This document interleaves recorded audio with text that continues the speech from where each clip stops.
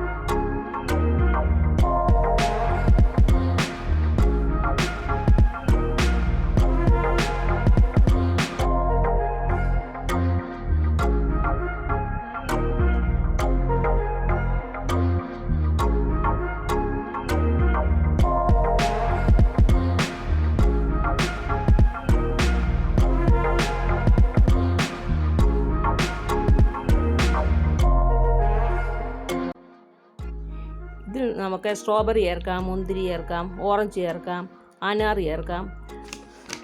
Orange ചേർക്കുകയാണെങ്കിൽ വെളുത്ത പാടയും അതിനകത്തെ കുരുവും കളയണം.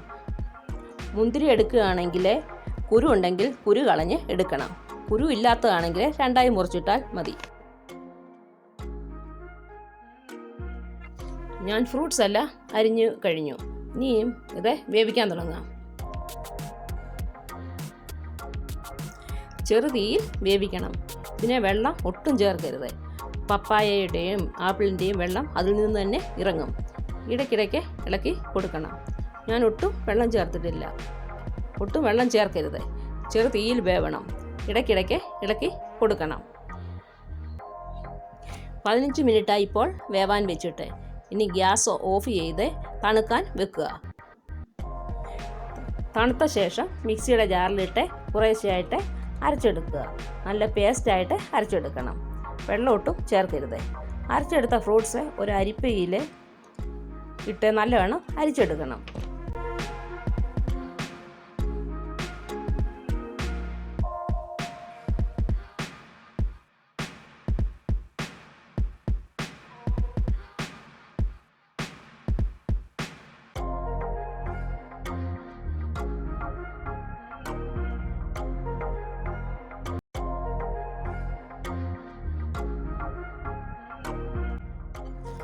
അരിച്ചെടുത്തത് നമുക്ക് സാമാന്യം ഒരു വലിയ പാത്രത്തിലേക്ക് മാറ്റാം.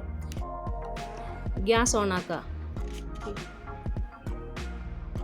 നന്നായി ഒന്ന് ഇളക്കി കൊടുക്കാം.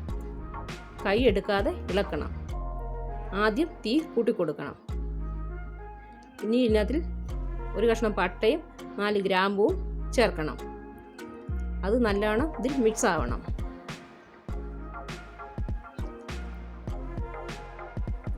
ഇനി പഞ്ചസാര ചേർക്കാം.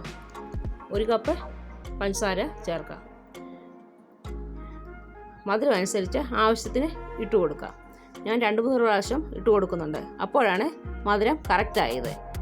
ജാമിന് നല്ല മധുരമുണ്ടല്ലോ. അത് നല്ലവണ്ണം ഇളക്കുക.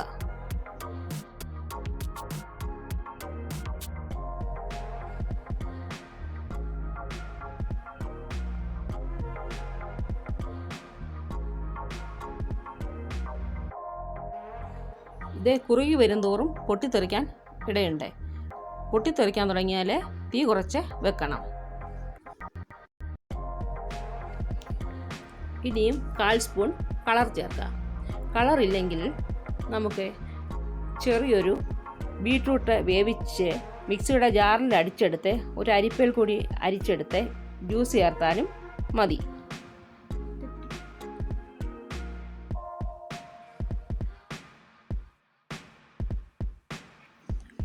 ഇതിൽ കിടക്കുന്ന പട്ടയും ഗ്രാമ്പും എടുത്ത് നമുക്ക് മാറ്റാം.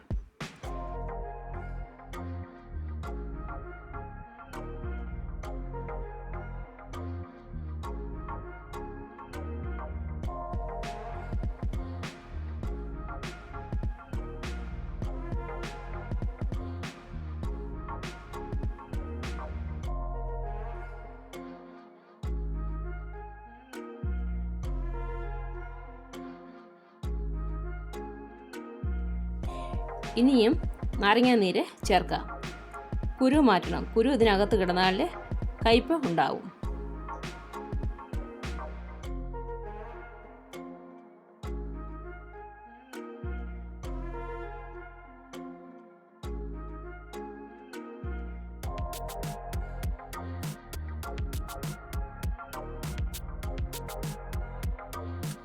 ഇത് കുറുകി വന്ന് കഴിഞ്ഞു. പ്ലേറ്റിൽ 1 സ്പൂൺ ജാം ഒഴിച്ച് വിരൽ കൊണ്ട് ഇങ്ങനെ വരച്ചാൽ വര കാണണം. ഇതാണ് പാകം എന്ന് മനസ്സിലാവും.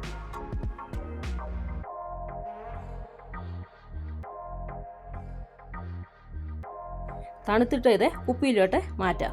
കുപ്പിയിൽ തന്നെ ജാം ഇട്ട് വെക്കണം. എല്ലാവരും ഉണ്ടാക്കി നോക്കണം.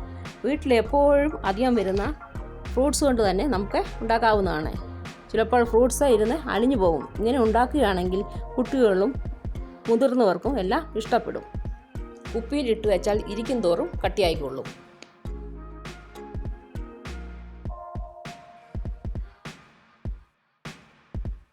കുട്ടികൾക്ക് ഏറെ ഇഷ്ടപ്പെടുന്ന ജാമാണ് ഇത്. ബ്രെഡിൽ തേച്ച് കൊടുക്കാം, ചപ്പാത്തിക്ക് തേച്ച് കൊടുക്കാം, ലഞ്ച് ബോക്സിലാക്കി കൊടുക്കാം.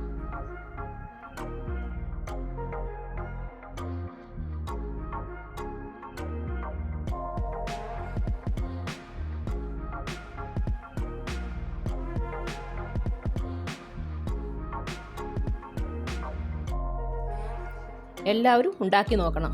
എല്ലാവരും ഷെയർ ചെയ്യണം, ലൈക്ക് ചെയ്യണം, സബ്സ്ക്രൈബ് ചെയ്യണം. ഈ ചാനൽ ആദ്യമായി കാണുകയാണെങ്കിൽ സബ്സ്ക്രൈബ് ചെയ്യാനും പുതിയ വീഡിയോസിൻ്റെ നോട്ടിഫിക്കേഷനായിട്ട് അരികിലുള്ള ബെൽ ബട്ടൺ പ്രസ് ചെയ്യാനും മറക്കരുത്. വീണ്ടും അടുത്ത രുചിയുമായി കാണാം.